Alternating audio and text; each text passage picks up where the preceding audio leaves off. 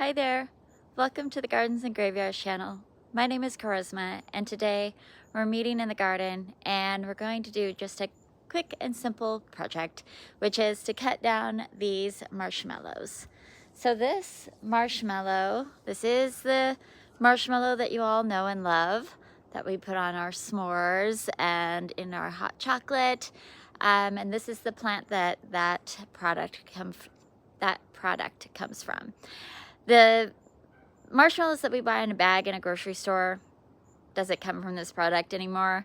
It's a synthetic product that they have created in a lab that creates the same effects.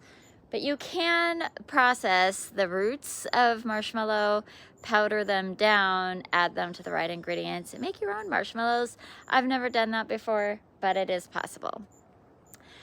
This marshmallow has been growing in a container this is her second year in this container, and technically you don't want to harvest the roots for 2 or 3 years.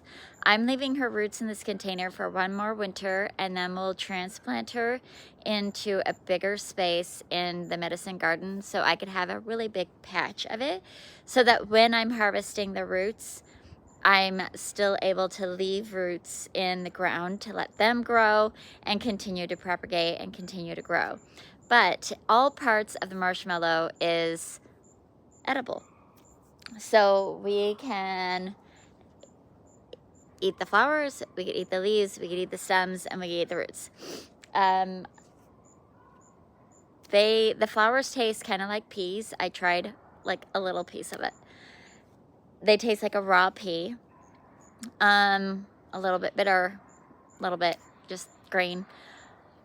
They do create a mucilage. So all parts of the plant are mucilagenic, which means they create like a slippery, slimy texture, including the flowers. So as soon as you chew on the flower a little bit, you get that kind of like that slimy texture. And the more plant material that you add to water, the more slimy it's going to get, or more mucilage it's going to have. The reason for that, the medicinal properties of a marshmallow allows for easy digestion. It's helpful with ulcers of the intestines or colon tract. It also helps with respiratory issues such as dry coughs, inflammation in the lungs, such as asthma or other, mostly like for cold and flu type things. Although chronic respiratory issues have been addressed with marshmallow. It helps with inflammation in general, and you can apply the leaves or a poultice of any part of the plant material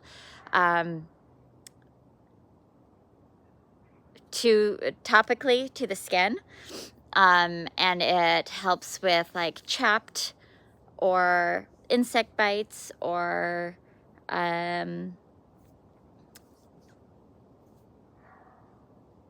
maybe that's kind of like the general.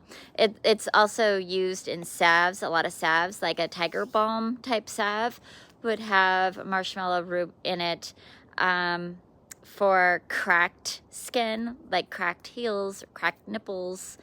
Trying to think of what else marshmallow is used for.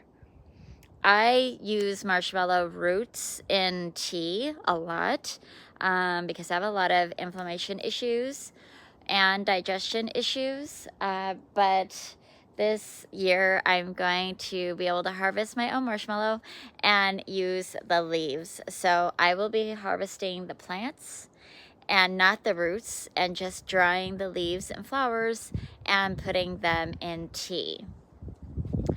The other really fun thing about marshmallow is these leaves are so soft. They are so soft. They are softer than lamb's ear. They're just like a little, like a baby's cheek. They're so soft. And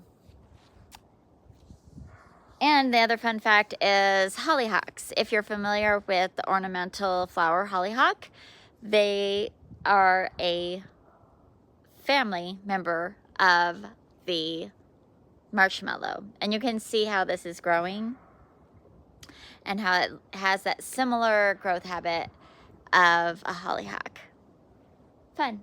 So today all we're going to do is cut these down and save the leaves.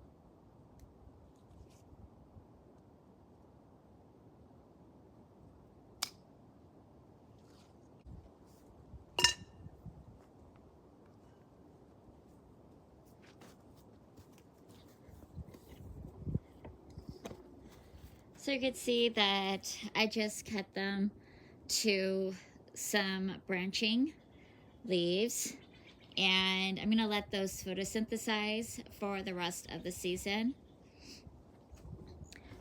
We will eventually cut them all the way down to the crown, but we have a couple more months of summer, so, or of the end of summer and early fall. So I'm just gonna let those kind of photosynthesize so that the roots get plenty of sunshine nutrition. I am discarding any leaves that kind of look like this because I just don't think that, like, the brown leaf doesn't hold any more nutrition for me. We could toss them in the compost, that's fine.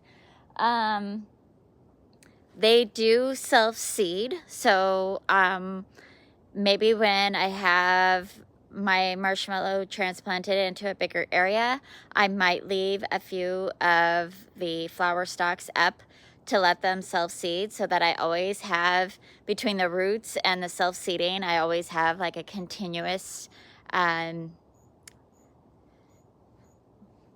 patch of marshmallow. But I don't really want it to self-seed outside of the container into the garden. So I wanted to make sure that I cut the flowers off before they went to seed. And then because I'm drying the leaves and flowers for the first time, I'm gonna take all the leaves off of the stalks, even though the stalks can technically be ground up and used. They're really hard, and typically leaves don't dry really good on their stems. So since this is my first time, I'm just gonna do the tried and true. I'm going to discard the stems, put them in my compost, and put the leaves on a flat screen in the house and let them dry for a week or so until they're totally crispy, and then I can store them in glass jars so that they can be used in tea. So that's exciting. That's all I was going to share with you today. I hope that you enjoyed it. I hope you're inspired to grow your own medicine, and I hope that you are celebrating your life, and we'll see you in the next video. Bye.